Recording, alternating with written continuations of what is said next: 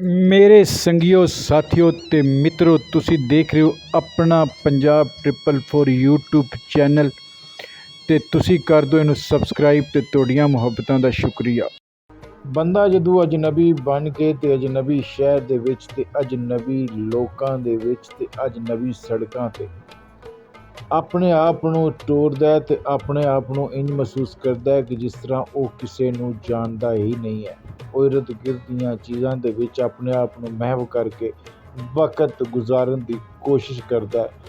ਇਹੋ ਹੀ ਸੰਗੀਓ ਸਾਥੀਓ, ਮੈਂ ਵੀ ਇਸ ਤਰ੍ਹਾਂ ਹੀ ਸੜਕ 'ਤੇ ਇੱਕ ਆਪਣਾ ਵਕਤ ਗੁਜ਼ਾਰ ਕੇ ਤੇ ਯਾਰਾਂ ਸੰਗੀਆਂ ਨੂੰ ਇਨਵਾਲਵ ਕਰਕੇ ਤੇ ਯਾਰਾਂ ਸੰਗੀਆਂ ਨੂੰ ਦੱਸ ਕੇ ਕਿ ਡਰਾਈਵਰ ਇੱਕ ਜਿਹੜਾ ਚੱਲਦਾ ਹੁੰਦਾ ਰੋਡ 'ਤੇ ਉਹਦੀ ਨਿਸ਼ੇਬੋ ਫਰਾਜ਼ ਜ਼ਿੰਦਗੀ 'ਤੇ ਕੀ ਤੇ ਕਿਸ ਤਰ੍ਹਾਂ ਗੁਜ਼ਰ ਰਹੇ ਹੁੰਦੇ ਨੇ।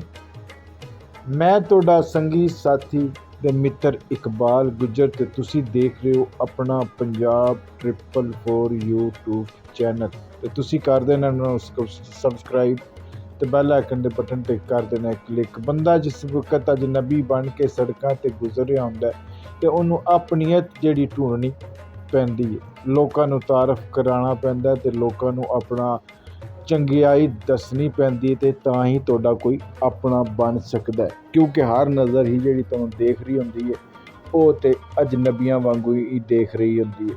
ਕੋਈ ਤੁਹਾਨੂੰ ਕਿਸੇ ਰੰਗ 'ਚ ਜਾਂਚ ਪੜਤਾਲ ਕਰ ਰਿਹਾ ਹੁੰਦਾ ਤੇ ਤੁਹਾਨੂੰ ਕੋਈ ਜਿਹੜਾ ਉਹ ਆਪਣਾ ਬਣਾਉਣ ਦੀ ਕੋਸ਼ਿਸ਼ ਕਰਦਾ ਹੈ ਤੇ ਕੋਈ ਤੁਹਾਨੂੰ ਜਿਹੜਾ ਉਹ ਅਜਨਬੀਆਂ ਵਾਂਗੂ ਤੇ ਡਰਾਉਣੇ ਜਿਹੇ ਨਜ਼ਰਾਂ ਨਾਲ ਵੇਖ ਰਿਹਾ ਹੁੰਦਾ ਹੈ।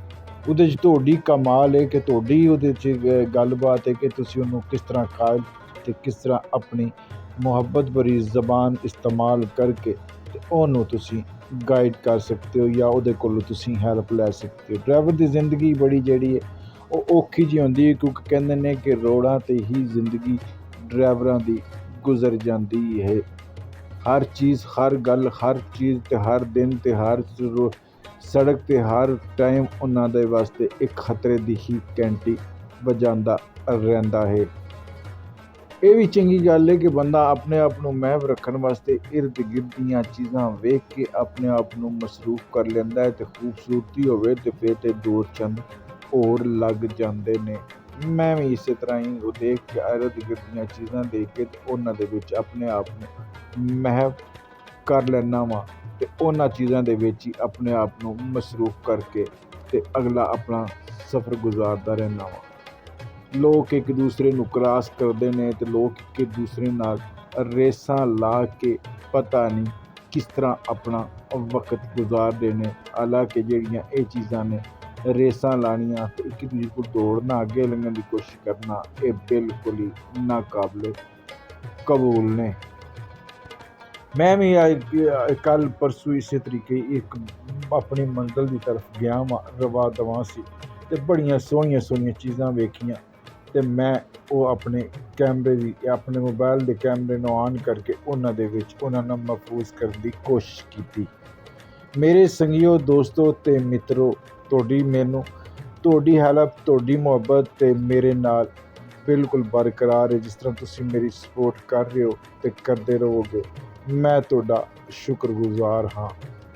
ਮੈਂ ਮੁਖਤਲਿਫ ਜਗ੍ਹਾ ਦੇਖੀਆਂ, ਕਿਤਨੀਆਂ ਤੁਸੀਂ ਖੂਬਸੂਰਤ ਦੇਖ ਰਹੇ ਹੋ, ਇੱਕ ਦੂਜੇ ਨੂੰ ਕ੍ਰਾਸਿੰਗ ਦੇਖ ਰਹੇ ਹੋ, ਇੱਕ ਦੂਜੇ ਲੋਕ ਜਿਸ ਤਰ੍ਹਾਂ ਇੱਕ ਦੂਸਰੇ ਨਾਲ ਮੇਲ ਮਿਲਾਪ ਮਾਲ ਰੱਖ ਰਹੇ ਨੇ, ਉਹ ਵੀ ਤੁਹਾਡੀ ਨਿਗਾਹ ਦੇ ਵਿੱਚ ਤੇ ਤੁਸੀਂ ਕਰਨਾ ਚੈਨਲ ਨੂੰ ਸਬਸਕ੍ਰਾਈਬ ਤੇ ਤੁਹਾਡੀਆਂ ਮੁਹੱਬਤਾਂ ਦਾ ਹੋਣਾ ਸ਼ੁਕਰੀਆ ਤੇ ਰੱਬ ਰਾਖਾ। ਮਿਲਾਂਗੇ ਇੱਕ ਨਵੀਂ ਵੀਡੀਓ ਦੇ ਨਾਲ ਤੇ ਉਸ ਵਕਤ ਤੱਕ ਮੈਨੂੰ ਦਿਓ ਇਜਾਜ਼ਤ ਤੇ ਰੱਬ ਰਾਖਾ ਤੇ ਮਿਲਨੇ ਆ ਫਿਰ ਨਵੀਂ ਵੀਡੀਓ।